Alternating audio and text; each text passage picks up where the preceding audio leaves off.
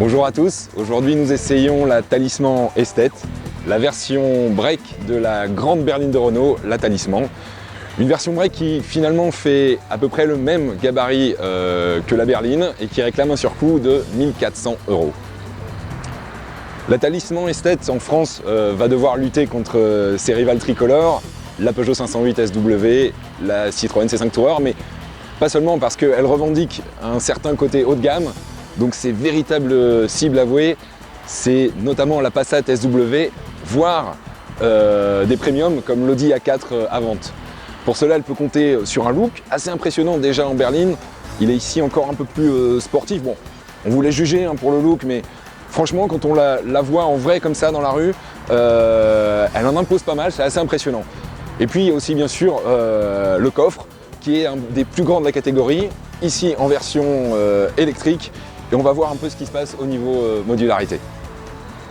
Alors on le sait, dans la catégorie des familiales, les versions break n'ont pas forcément pour principal intérêt d'offrir un volume supplémentaire, tout du moins sous la tablette. Pour voir la véritable différence entre les deux versions, on va laisser la parole au labo Autoplus qui a pu le mesurer.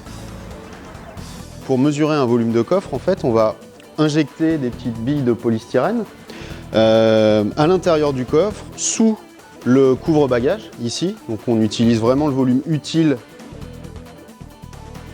On va également remplir tout ce qui est bac de transport, voilà, sous les planchers. Et donc on va simplement mesurer ce qu'on a enlevé de la machine, donc ce qu'il y a concrètement dans le coffre du véhicule.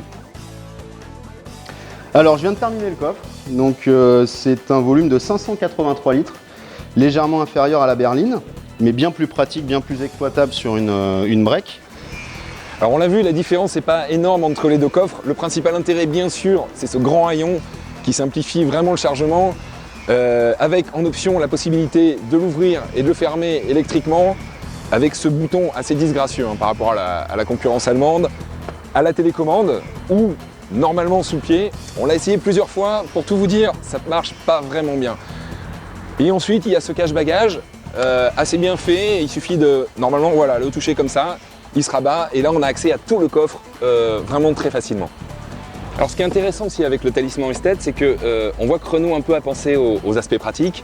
Le seuil de chargement est très bas, le plancher est parfaitement plat, et puis vous voyez, le cache-bagages a disparu, car il y a un emplacement en fait pour le loger sous le plancher. Ça c'est très bien fait, et puis modularité aussi.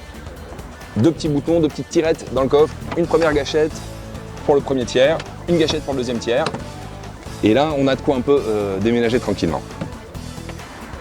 La différence de ligne, elle saute aux yeux, vous l'aurez remarqué. Un petit détail que vous n'avez peut-être pas vu par contre, c'est cette horrible caméra de recul au milieu du losange sur la berline, qui ici a été parfaitement intégrée sous cette petite barrette chromée sur le break.